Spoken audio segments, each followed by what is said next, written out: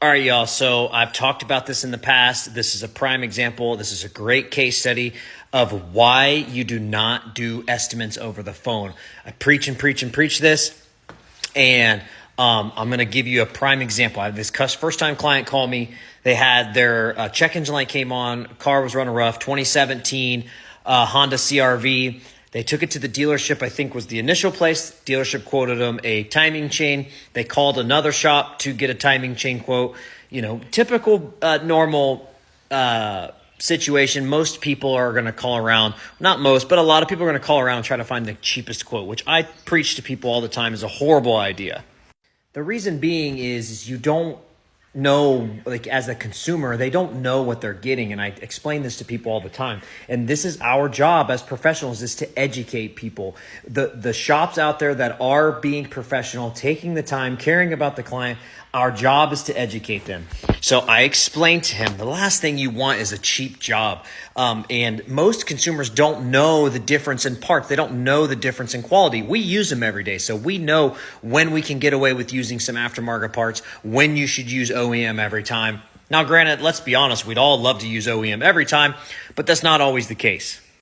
So I explained all of this to him. I explained to him, the last thing you want to do is go cheap. You have 190,000 miles on a 2017. You're obviously driving a lot.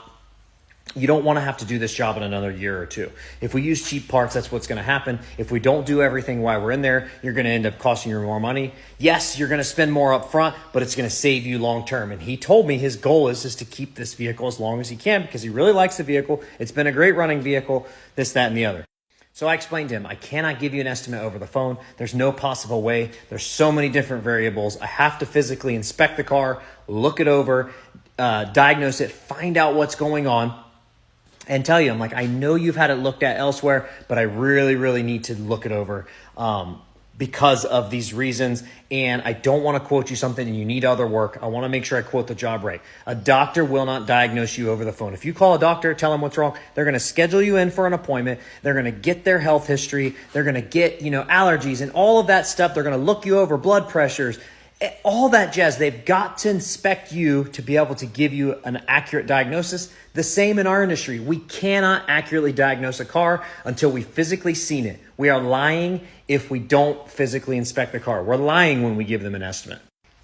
Proof is in this vehicle right here because they got two estimates over the phone. Actually, the first estimate was from the dealership who diagnosed it. The second estimate was from someone who he called over the phone. Then he called me. I have the vehicle in here. Let's get into what's going on with it. So like I said, we got a 2017 CRV. It has a P0341 camshaft crankshaft correlation code. I did confirm, yes, it does have a stretch timing chain. It does need replaced, but there's more to this story.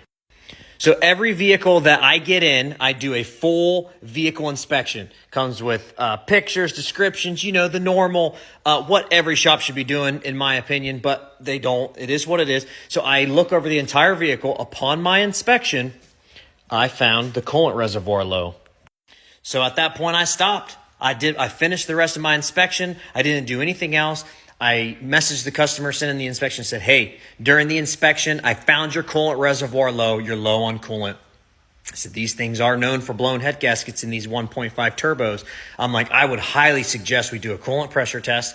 Make sure there are no external leaks. If there are no external leaks, then I'm going to have to get the engine up to operating temperature, pressurize it, and then put the bore scope on it and see if your head gasket is blown. We want to make sure that we diagnose this accurately. I'm like, the last thing we want to do is a timing chain, and then you need a head gasket as well. You got to tear it all apart you got to tear the timing chain apart to do the head gasket. He said, cool, go ahead. I approve it. He approved the work. So I get it up to operating temperature, coolant pressure test, and I'm going to show you. So we've got it pressurized here. It's actually dropped about just over a pound. I had it at 15 PSI. I'm in cylinder number 1. And as you can see right there, you can see the water leaking down the side, the coolant leaking down. There you go. So again, had I quoted a timing chain over the phone, I would have been like the other two shops that quoted him a timing chain, and I would have lied to him. He would have brought the vehicle into me. I would have started the timing chain, found out that the coolant pressure or the coolant reservoir was low. Who knows? Maybe I wouldn't have. I don't know. But this is why I don't do this. I do an inspection every time. And this is why you should too. And this is why I stress this so much. This is a prime example, a great case study to show you and help you understand why you don't do this. Because the last thing you would want to do is do a timing chain on this car, not ever notice the coolant was low.